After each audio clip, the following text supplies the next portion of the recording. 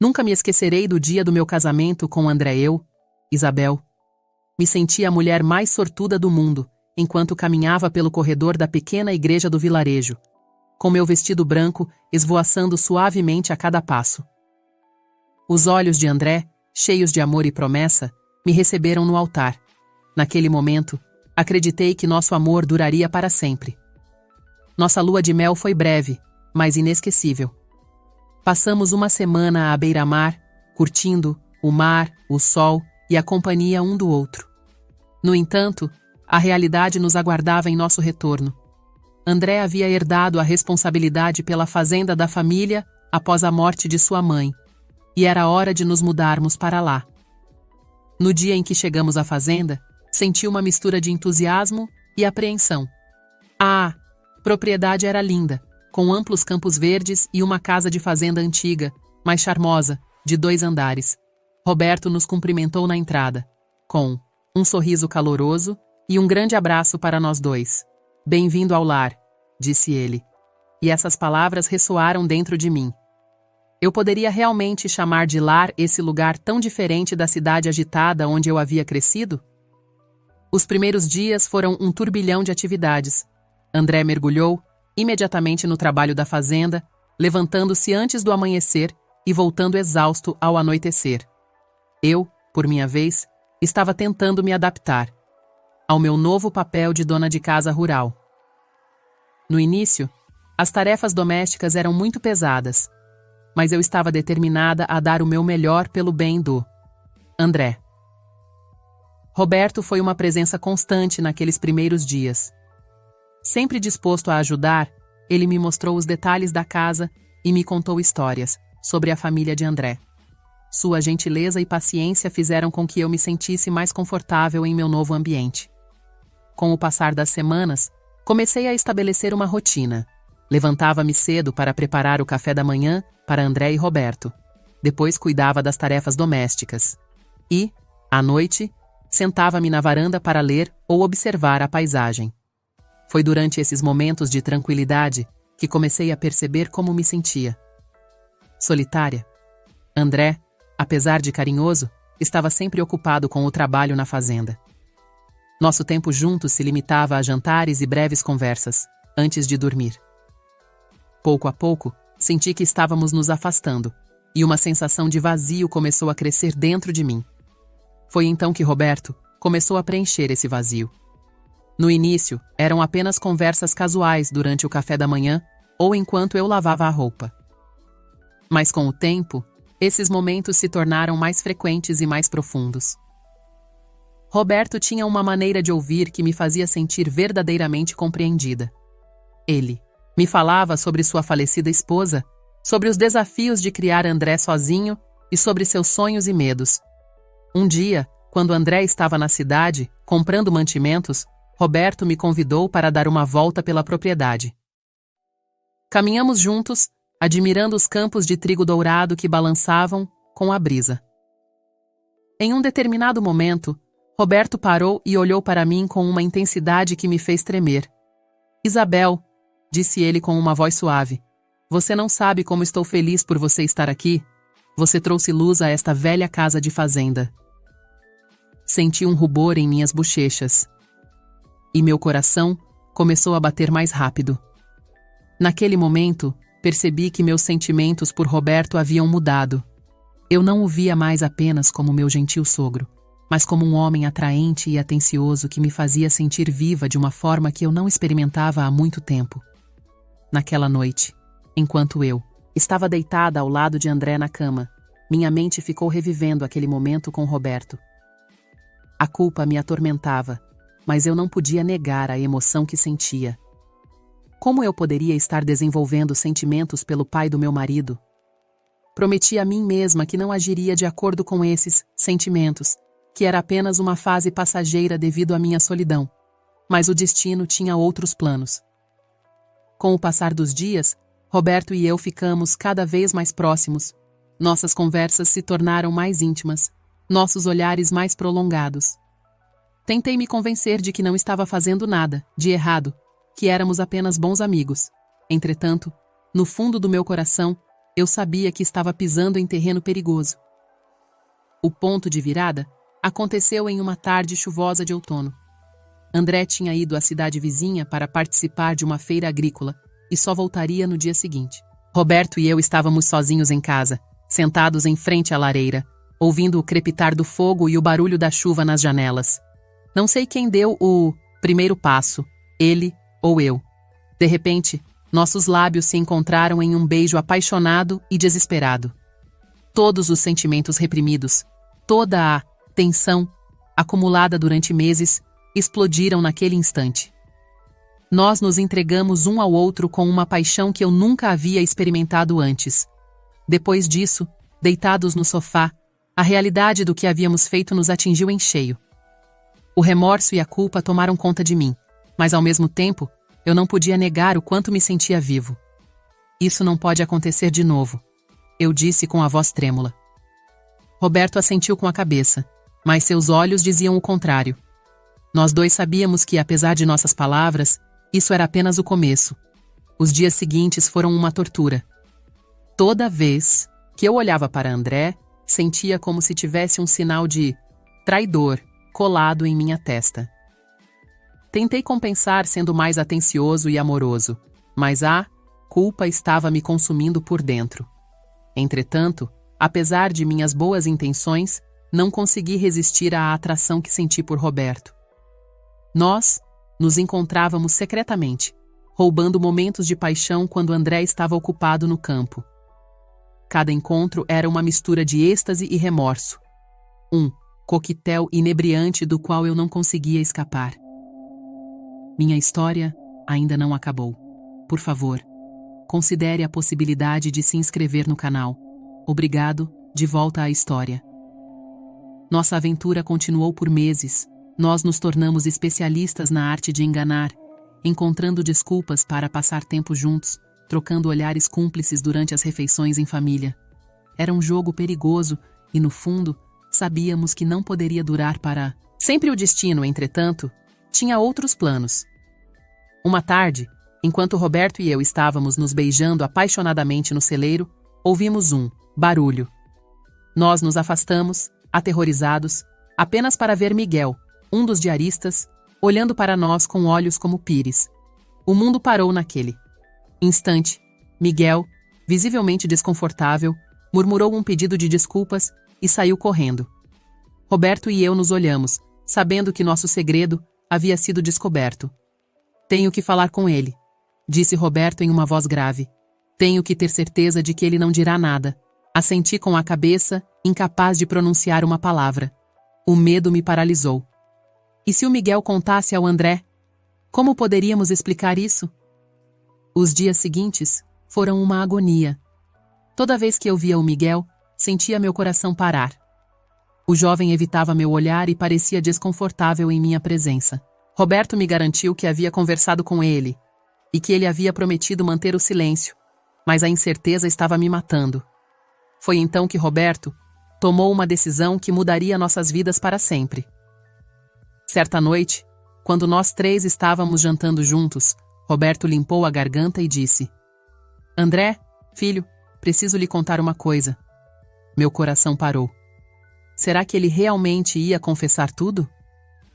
Olhei para Roberto em pânico, mas sua expressão era de determinação. O que é, papai? Perguntou André, alheio ao tornado emocional que estava prestes a se formar. Roberto respirou fundo e começou a falar. Ele contou tudo a André. Como começamos a nos aproximar, como os sentimentos cresceram entre nós e, finalmente, como traímos sua confiança.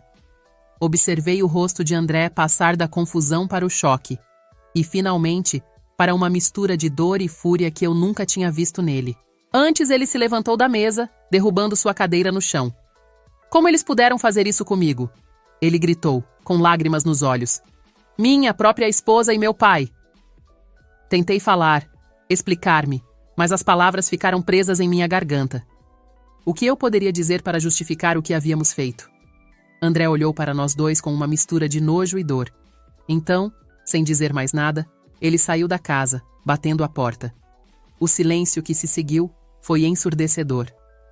Roberto e eu nos sentamos à mesa, incapazes de nos olhar nos olhos. Nosso caso, que antes parecia excitante e emocionante, agora se revelava em toda a sua crueza.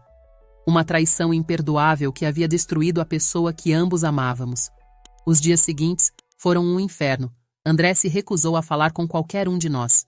Ele ficou no celeiro, dormindo em uma cama velha, e só entrava em casa quando sabia que não estaríamos lá. A dor em seus olhos toda vez que passávamos um pelo outro era insuportável. Finalmente, uma semana após a confissão, André arrumou suas coisas e foi embora. Ele não disse para onde estava indo, apenas deixou um bilhete dizendo que precisava de tempo e espaço e que entraria em contato conosco por meio de seu advogado para o processo de divórcio. Sua partida foi como um balde de água fria que me acordou da fantasia em que eu estava vivendo. De repente, a realidade do que eu havia feito me atingiu com força total. Eu havia destruído meu casamento, traído a confiança de um bom homem, e para quê? Por alguns momentos de paixão que agora pareciam vazios e sem sentido. A notícia de nossa infidelidade se espalhou rapidamente pelo vilarejo. De repente, eu me tornei o centro de todas as fofocas e olhares de desaprovação.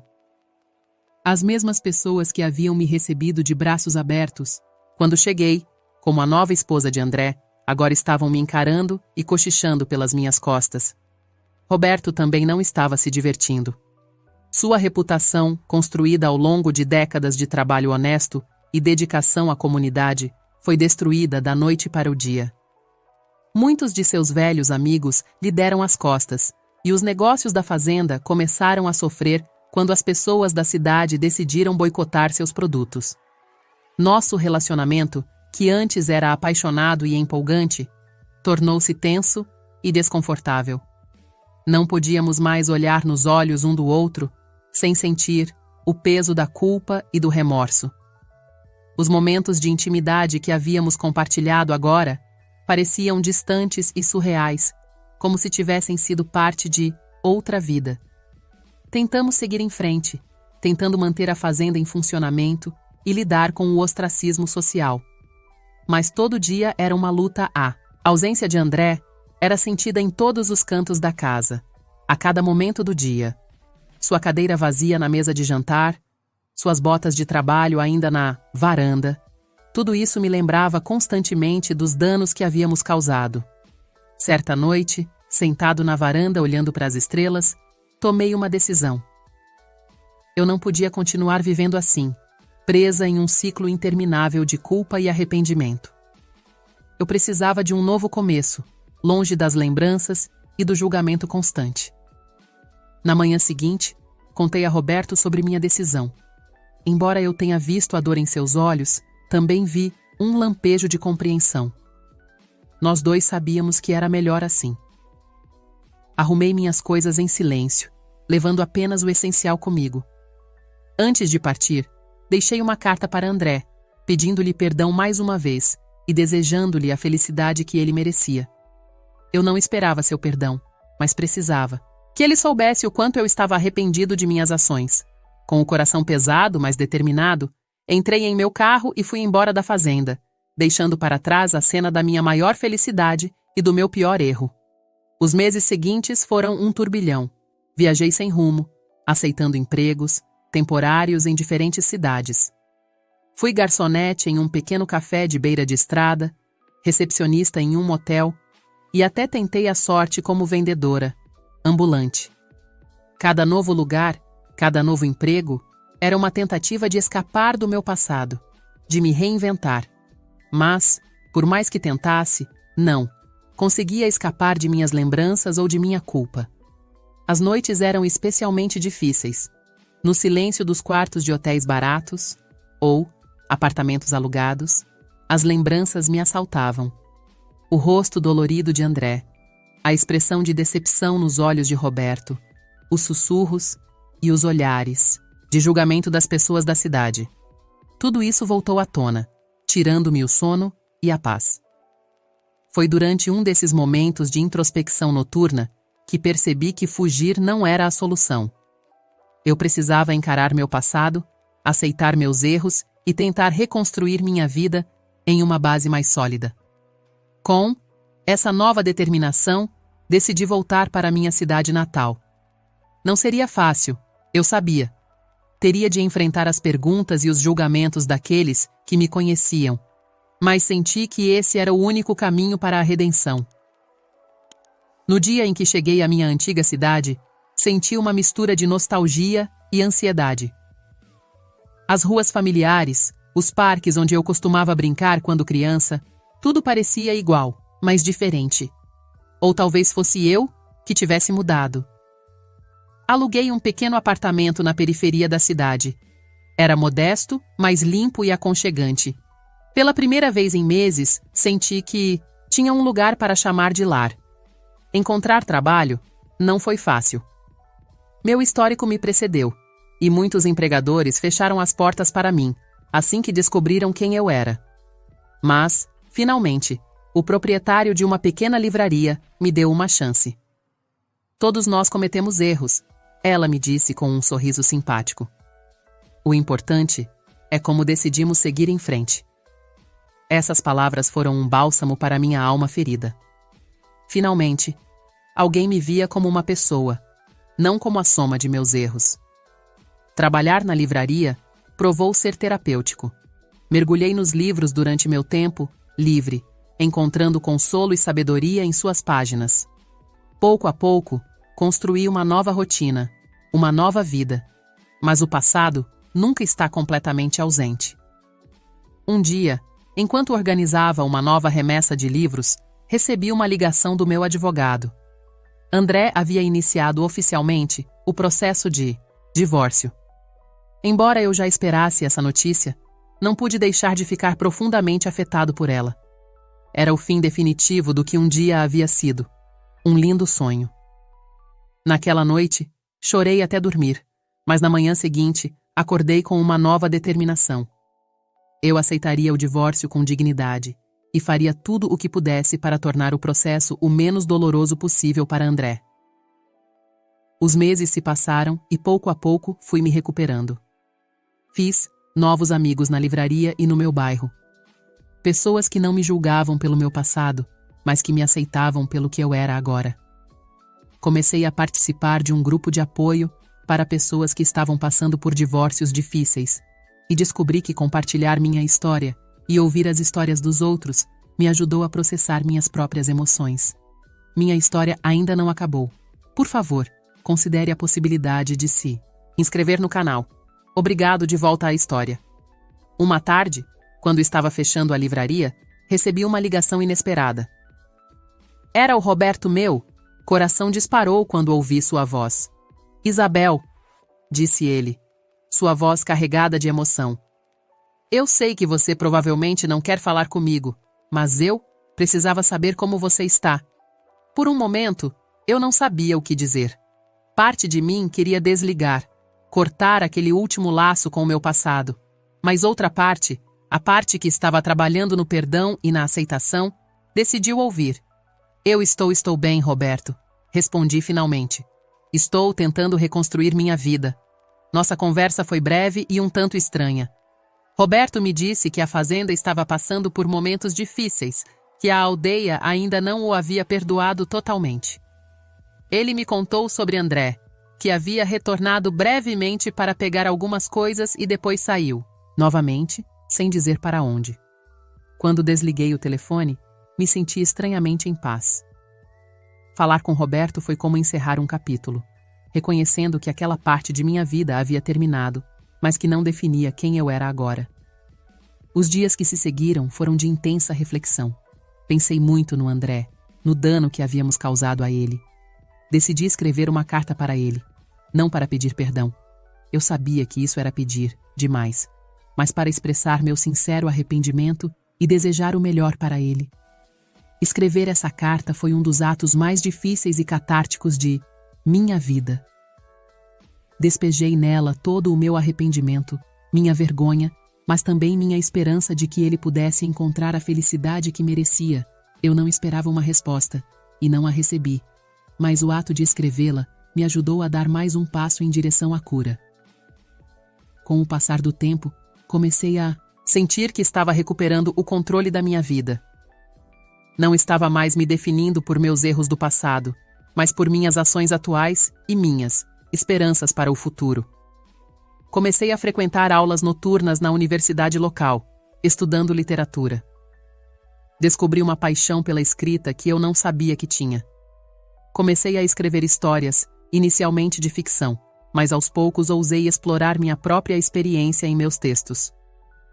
Um dia, quase um ano após meu retorno à cidade, eu estava fechando a livraria quando vi uma figura familiar na calçada do outro lado da rua. Era o André. Nossos olhares se cruzaram por um instante, e senti como se o tempo tivesse parado. Ele não se aproximou, e eu não fiz nenhum movimento em sua direção. Simplesmente nos olhamos por um momento, e então ele acenou levemente com a cabeça antes de se virar e ir embora. Aquele breve encontro me deixou trêmulo, mas também me deu uma estranha sensação de conclusão. André não havia me perdoado. Seu olhar ainda demonstrava dor. Mas o fato de ele não ter desviado o olhar, de ter reconhecido minha presença, me deu esperança. Esperança de que um dia, talvez, pudéssemos ao menos coexistir em paz. Naquela noite, sentado em meu pequeno apartamento, refleti sobre o caminho que me trouxe até aqui. Eu havia cometido erros terríveis, machucado, pessoas que amava e perdido muito ao longo do caminho, mas também aprendi, cresci, e encontrei uma força em mim que não sabia que existia. Olhei pela janela em direção às luzes da cidade e, pela primeira vez em muito tempo, senti uma centelha de otimismo genuíno. Minha história estava longe de terminar. Eu tinha muito a aprender, muito a dar, muito para viver. Não podia mudar o passado, mas podia moldar meu futuro. E estava determinado a fazer isso de uma forma que me deixasse orgulhoso, uma decisão de cada vez. Enquanto me preparava para dormir, pensei nas palavras que havia lido em um dos livros da loja.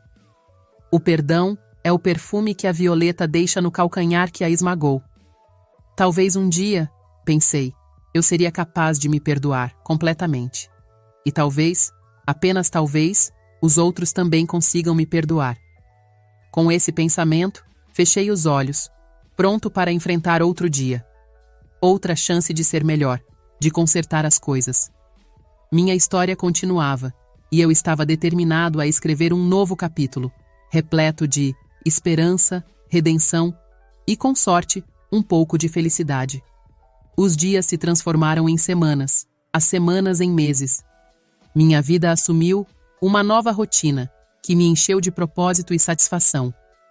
Manhãs na livraria, tardes estudando ou escrevendo, noites refletindo sobre meu progresso e minhas metas. Meus estudos de literatura se tornaram uma paixão cada vez mais profunda.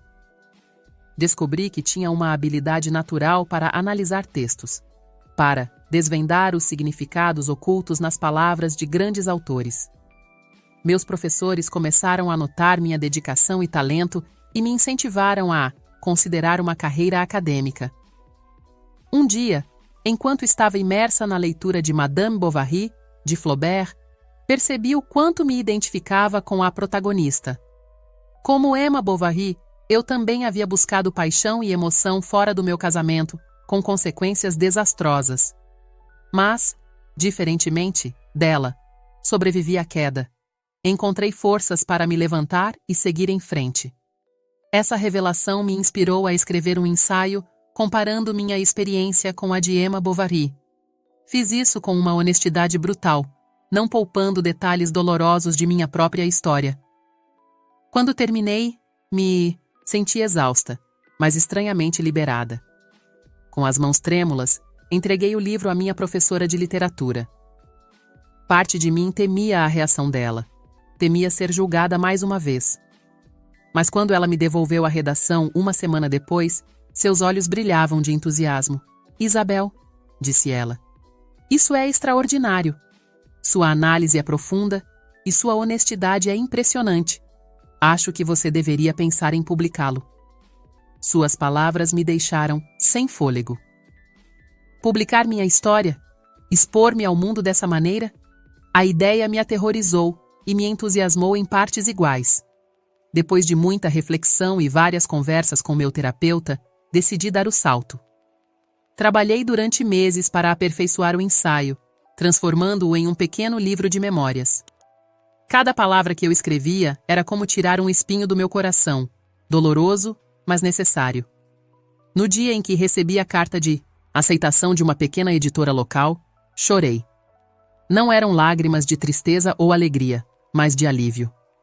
Finalmente senti que estava fazendo algo significativo com minha experiência, que talvez minha história pudesse ajudar outras pessoas a evitar meus erros ou a encontrar forças para superar os delas. A publicação do meu livro foi um momento agridoce. Por um lado, eu estava orgulhoso do que havia conseguido. Por outro lado, isso significava expor minha história a um público mais amplo, incluindo pessoas do meu passado. Não demorou muito para que eu recebesse uma ligação do Roberto. Ele havia lido o livro Isabel, disse ele, com a voz embargada pela emoção. Obrigado por sua honestidade. Ler sua perspectiva me ajudou a entender muitas coisas e me fez perceber o quanto eu também sinto muito. Essa conversa foi um ponto de virada em nosso relacionamento. Não voltamos a ser o que éramos antes. Isso era impossível.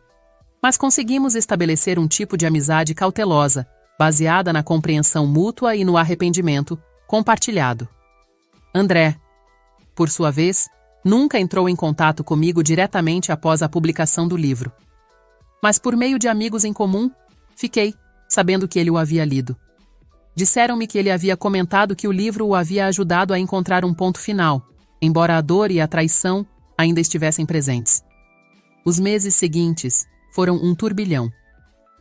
Meu livro, embora não tenha sido um grande sucesso comercial, foi aclamado pela crítica por sua honestidade e profundidade emocional. Fui convidado para falar em universidades e grupos de apoio, compartilhando minha história e as lições que aprendi. Em uma dessas palestras, conheci Martim, um professor de psicologia que havia passado por sua própria experiência de infidelidade e perdão.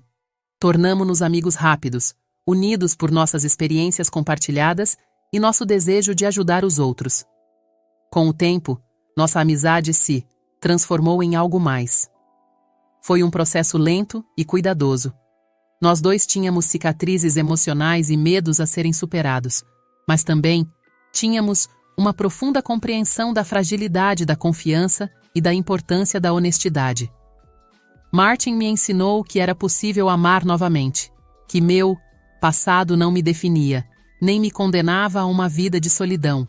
E eu o ensinei que a vulnerabilidade não é uma fraqueza, mas uma forma de força. Hoje, enquanto escrevo estas palavras, olho para trás, para o caminho que percorri, e fico maravilhada com o quanto já percorri. Da mulher perdida e desesperada que eu era, a pessoa que sou agora. Uma escritora publicada, uma estudante de doutorado em literatura, uma mulher capaz de amar e ser amada. Não tenho a pretensão de dizer que tudo é perfeito. Ainda há dias em que a culpa pesa sobre mim, quando me pergunto, e se? Mas esses dias são, cada vez menos. Aprendi a me perdoar, a aceitar meu passado como parte de quem sou, mas não como a única coisa que me define. Meu relacionamento com Martin é diferente de todos os outros que já tive. Ele se baseia na honestidade absoluta, na comunicação aberta e no respeito mútuo. Aprendemos a enfrentar os problemas juntos e não a fugir quando as coisas ficam difíceis. Roberto e eu mantemos contato esporádico. Nossas conversas são amistosas, mas sempre tingidas de uma certa melancolia. Nós dois sabemos que o que fizemos não pode ser desfeito, mas também sabemos que crescemos e aprendemos. Com isso, André continua sendo uma ausência dolorosa em minha vida. Sei que ele provavelmente nunca me perdoará totalmente, e entendo isso. Mas espero que, assim como eu, ele tenha encontrado uma maneira de seguir em frente, de encontrar a felicidade que merece. Quando olho pela janela do meu estúdio, vejo o pôr do sol pintando o céu em tons quentes. Martin está na cozinha, preparando o jantar. Posso ouvir o tilintar suave dos pratos e o aroma da comida enche o apartamento. Percebo que, apesar de tudo, estou feliz. Não com a felicidade ingênua e despreocupada da minha juventude, mas com uma felicidade mais profunda e madura. Uma felicidade que vem da aceitação, do crescimento, do amor e da honestidade, conquistados a duras penas. Minha história ainda não acabou. Sei que ainda tenho muitos capítulos a escrever, muitos desafios a enfrentar. Mas não tenho mais medo do futuro. Aprendi que sou mais forte do que pensava, mais resistente do que imaginava. E se há uma lição que espero que outras pessoas possam aprender com minha história, é esta. Não importa o quão escuro o caminho possa parecer, sempre há esperança. Sempre há uma chance de redenção, de crescimento, de amor. Só precisamos ser corajosos o suficiente para aproveitá-la. Ao fechar meu diário e me preparar para me juntar a Martim na cozinha, sinto uma profunda gratidão. Gratidão pelas lições aprendidas, pelas segundas chances e pela força que encontrei dentro de mim. O aroma do jantar me atrai para a cozinha, onde Martim está terminando de arrumar a mesa. Ele me cumprimenta com um sorriso caloroso, aquele sorriso que sempre consegue iluminar até mesmo meus dias mais sombrios. Como está indo a escrita? Ele pergunta enquanto me aproximo para lhe dar um beijo no rosto. Bem, respondo. Acho que estou perto de terminar o primeiro rascunho do meu romance. Martim acena com a cabeça em sinal de aprovação. Ele tem sido meu maior apoiador nesse novo projeto, um romance que explora temas de perdão e redenção. Embora não seja autobiográfico, ele certamente se baseia em minhas experiências pessoais. Nós nos sentamos para jantar, apreciando a comida e a companhia um do outro. Nossa conversa flui facilmente, saltando de tópicos triviais para discussões profundas sobre a vida e o amor. É nesses momentos que eu mais aprecio o que temos, essa conexão que construímos com base na honestidade e na compreensão mútua. Depois do jantar, enquanto lavamos a louça juntos, Martim olha para mim com uma expressão séria. Isabel, diz ele, há algo sobre o qual quero falar com você. Sinto um nó no estômago. Apesar de ter chegado tão longe, ainda há momentos em que o medo de perder tudo o que conquistei me paralisa. O que há de errado? Pergunto, tentando manter a calma. Martim respira fundo antes de continuar. Tenho pensado, muito ultimamente, sobre nós, sobre nosso futuro. Meu coração está batendo forte. Será que ele está pensando 2 vezes sobre o nosso relacionamento? E me dei conta de uma coisa, continua ele. Não consigo imaginar minha vida sem você, Isabel. Quero passar o resto da minha vida com você, compartilhando nossas alegrias e enfrentando nossos desafios juntos. Ele se ajoelha na minha frente e tira uma pequena caixa do bolso. Isabel, você me daria a honra de se casar comigo? Lágrimas brotam em meus olhos quando olho para o lindo anel na caixa. É simples, mas elegante, assim como o nosso. Relacionamento, sim. Sussurro, com a voz embargada pela emoção. Sim, eu me casarei com você. Martin coloca o anel em meu dedo e nos abraçamos. Naquele momento, sinto que tudo em minha vida me levou a esse ponto. Todos os erros, todas as lições aprendidas, todo o crescimento pessoal me prepararam para esse momento de pura felicidade. No entanto, em meio à minha alegria, não consigo deixar de pensar no André. Como ele reagirá quando souber do meu noivado? Será que ele sentirá que estou deixando completamente para trás o passado que compartilhamos? Como se estivesse lendo meus pensamentos, Martim pega minhas mãos e me olha nos olhos. Sei que isso pode trazer à tona emoções complicadas, diz ele suavemente. E quero que você saiba que eu entendo. Seu passado é parte de quem você é, Isabel. E eu aceito isso completamente. Não espero que você esqueça ou ignore essa parte de sua vida. Só espero que você me deixe fazer parte do seu futuro. Suas palavras me tocam profundamente. Mais uma vez, fico maravilhada com a compreensão e o amor que Martim me oferece. Nos dias que se seguiram, enquanto compartilhamos a notícia de nosso noivado com amigos e familiares, me pego refletindo sobre o caminho que me trouxe até aqui. Penso na jovem ingênua que eu era, na mulher perdida que me tornei e na pessoa que sou agora. Decido que é hora de encerrar mais um capítulo de meu passado. Com o apoio de Martim, escrevo uma carta para André. Não é um convite para o nosso casamento. Sei que isso seria inadequado e doloroso para ele. Em vez disso, é uma carta de agradecimento e despedida. Agradeço a ele pelos bons momentos que compartilhamos, pelas lições que aprendi com nosso casamento e com sua perda. Peço seu perdão mais uma vez, embora saiba que ele talvez nunca o receba totalmente. E por fim, desejo-lhe sinceramente a felicidade que você merece. Enviar essa carta é como tirar um peso de meus ombros, não espero uma resposta e não a recebo. Mas o ato de escrevê-la e enviá-la me ajuda a encerrar esse capítulo da minha vida de uma forma que me permite olhar para o futuro com o coração aberto. Minha história ainda não acabou. Por favor, considere a possibilidade de se inscrever no canal. Obrigado. Voltemos à história. Os meses passam voando enquanto Martin e eu nos dedicamos aos preparativos do casamento.